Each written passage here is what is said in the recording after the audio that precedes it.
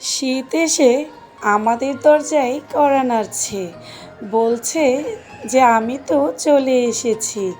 আসসালামু আলাইকুম viewers, welcome back to my channel. আশা করছি যে যেখান থেকে আমার আজকের ভিডিওটা দেখছেন সবাই ভালো আছেন। আমিও আলহামদুলিল্লাহ। আজকে আপনাদের জন্য খুব মজাদার একটা পিঠার রেসিপি নিয়ে চলে এসেছি। শীতের মধ্যে পিঠাপুলি খাবো না, সেটা কি করে হয় বলেন তো? দেখতেই পাচ্ছেন, প্রথমে আমি মুগ ডাল ভেজে নিয়েছি আর পরিমাপ মতো পানি দিয়ে ভালো করে সিদ্ধ করে আমি এটা ব্লেন্ড করে নিয়েছি। আপনারা চাইলে এটা ডাল ঘুটনি দিয়ে ঘুটেও নিতে পারেন, কিন্তু এই ডাল সিদ্ধটা যত স্মুথ হবে ডোটা তত ভালো হবে। এখনই বলে দিচ্ছি যে কি পিঠা বানাচ্ছি, হয়তোবা অনেকেই বুঝে গিয়েছেন। কিভাবে মুগ ডাল দিয়ে খুব সুন্দর নকশা করে পাকন পিঠা তৈরি করতে পারবেন, তার সবচেয়ে সহজ রেসিপিটাই আজকে আপনাদের সাথে শেয়ার করতে যাচ্ছি। অনেক দিন পর আপনাদের সাথে একটা রেসিপি শেয়ার করছি। আশা করছি আমার আজকের ভিডিওটা আপনাদের খুবই ভালো লাগবে। সবসময় তো হাতের কাজের নকশা করি, আজকে না হয় পাকন পিঠাই নকশা করে আপনাদের শেয়ার করব। সবার কাছে একটা ছোট্ট অনুরোধ, আমার ভিডিওটা ধৈর্য সহকারে দেখার অনুরোধ রইল। আর আমার সম্পূর্ণ ভিডিওটা একটা লাইক দিয়ে ফুল ওয়াচ করবেন। চেষ্টা করি আপনাদের জন্য নতুন নতুন ভিডিও নিয়ে হাজির হওয়ার জন্য, আর যাতে করে আমার এই ছোট্ট ছোট্ট ভিডিওর মাধ্যমে আপনারা অল্প কিছু হলেও শিখতে পারেন। আমি জানি আমার থেকে অনেক ভালো ভালো রাঁধুনিরা রয়েছে, কিন্তু যারা একদম নতুন, কোনো রকম পিঠা পুলি তৈরি করতে পারে না, তাদের জন্য আজকের ভিডিওটা। মুগ ডাল দিয়েও যে কত সুন্দর এবং মজাদার পাকন পিঠা তৈরি করা যায় সেটাই আজকে শেয়ার করছি।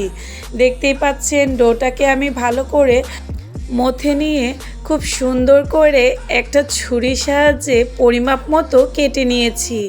এইখানে আমি অল্প একটু ডো নিয়ে নিয়েছি, এখন একটা রুটি বেলে নিচ্ছি।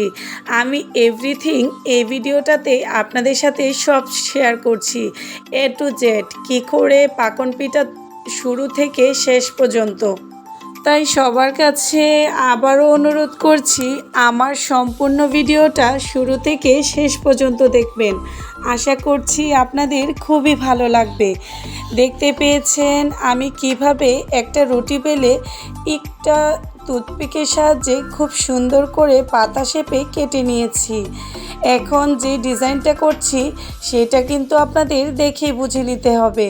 আমি চেষ্টা করেছি একদম সহজভাবে আপনাদের সাথে মুগ পাকন পিঠাটা শেয়ার করার জন্য। অনেকে কিন্তু অনেক রকম ডিজাইন করে থাকে, আমি আজকের এই একটা ভিডিওতে আপনাদের সাথে 3 রকম ডিজাইন করে শেয়ার করছি।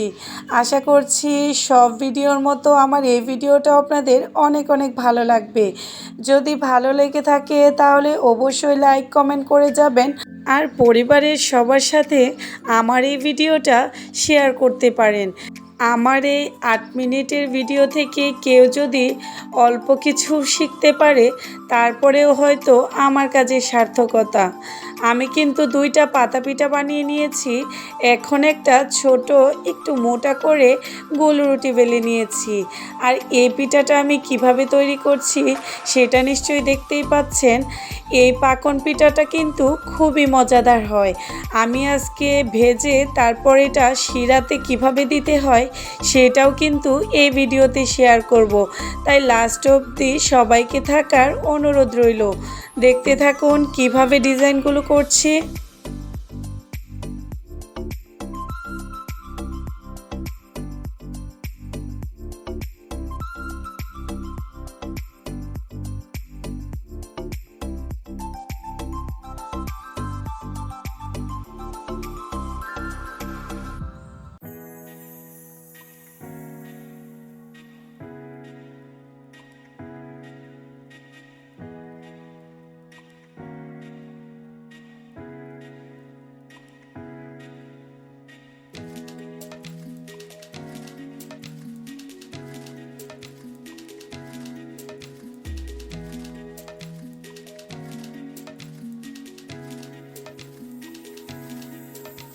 এক এক করে কিন্তু আমি সবগুলা ডো দিয়ে পিঠা তৈরি করে নিচ্ছি।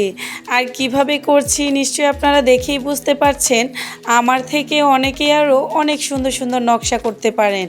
আমি চেষ্টা করেছি ছোট ছোট পিঠার মধ্যে আমি যতটুকু পারি ততটুকুই আপনাদের শেয়ার করার জন্য, কারণ আমি যেটুকু পারি আমার কাছে সেটা অনেক মনে হয়। আর আমি আমার আপুদের সাথে এইটুকুই শেয়ার করছি, যাতে করে এই শীতের মধ্যে আপনারা একবার হলেও এই মুখ পাকন পিঠাটা ট্রাই করে দেখবেন। আমি কথা দিচ্ছি আপনাদের সবারই অনেক ভালো লাগবে। বিকেলের নাস্তায় এটা খুবই ভালো লাগে। আমার কিন্তু সবগুলো পিঠা বানানো হয়ে গিয়েছে।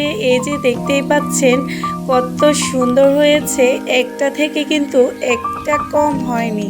সবাই কিন্তু বলবেন আমার ডিজাইনগুলো কেমন হয়েছে। এই ছোট্ট একটা 8 মিনিটের ভিডিওতে একদম A to Z সম্পূর্ণ একটা পিঠার রেসিপি দেখানো কিন্তু খুবই সাধ্যকর। ভিডিওটা বড় হয়ে যাবে, তাই কিন্তু আমি কেটে কেটে ছোট ছোট ক্লিপগুলো একসাথে করে আপনাদের সাথে একটা ভিডিও শেয়ার করেছি। আর এইটুক ভিডিও যদি আপনারা দেখতে না পারেন তাহলে আমাদের কাজের কোনো সার্থকতা নেই, কারণ এই পথে চলতে গেলে আপনাদের সাপোর্টটা আমাদের অনেক অনেক দরকার। আর এটার জন্য আপনাদের ভালোবাসা আর বিশ্বাস সব কিছুই কিন্তু আমাদের অনেক অনেক দরকার। এই যে দেখতেই পাচ্ছেন আমি এখন পরিমাপ মতো তেলে এই পিঠাগুলো এপিটোপিট করে বাদামি রং করে ভেজে নিব। ভাজার সময় এত সুন্দর লাগছিল। আর পাশের চুলাতে কিন্তু আমি আখের গুড় শিরাতে বসিয়ে দিয়েছি। পাকন পিঠা অথবা নকশি পিঠা যদি শিরাতে দেওয়া হয় ওই পিঠাটা খেতে কিন্তু খুবই ভালো লাগে। আর এটা কে কে তৈরি করে খেয়েছেন অবশ্যই কিন্তু আমাকে কমেন্টস করে জানাবেন। আর যারা এখনও খাননি আর আমার নতুন যা একদম রাঁধুনি আপুরা, তারা কিন্তু একবার হলেও আমার এই পিঠাটা ট্রাই করে দেখবেন। আশা করছি খুবই ভালো লাগবে।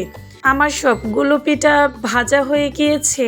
এখন উপর থেকে আরেকটু শিরা দিয়ে দিচ্ছি জাস্ট দেখার সৌন্দর্যের জন্য। কেমন হয়েছে অবশ্যই কিন্তু আমাকে জানাবেন। এই পিঠাটা এভাবে শিরাতে দেওয়ার পর একটা এয়ারটাইট বক্সে রেখে 8 থেকে 10 দিন বাইরে রাখতে পারেন, অথবা এয়ারটাইট বক্সে ফ্রিজের মধ্যে এটা 1 মাসের উপরেও সংরক্ষণ করা যায়। খুবই সুন্দর মুসমুসে থাকে। আমি একটা হাতে নিয়ে দেখিয়ে দিচ্ছি, দেখেই নিশ্চয়ই বুঝতে পারছেন পিঠাগুলো কত ক্রিস্পি হয়েছে আর অনেক লোভনীয়। বিশ্বাস করবেন না, আমি কিন্তু খাওয়ার পর এটা ভয়েস দিচ্ছি। মাশাল্লাহ, অনেক মজা হয়েছিল। আমার কথা বিশ্বাস না হলে আপনারা একবার এটা বাসায় ট্রাই করে দেখতে পারেন। এই যে আপনাদের সাথে কিছু সুন্দর সুন্দর ছবিও শেয়ার করে দিয়েছি। আবার নতুন কোনো ভিডিও নিয়ে আপনাদের কাছে হাজির হয়ে যাব। সেই পর্যন্ত সবাই ভালো থাকবেন, আমার জন্য দোয়া করবেন আর আমার এই ছোট্ট চ্যানেলের পাশেই থাকবেন। আল্লাহ হাফেজ, আসসালামু আলাইকুম।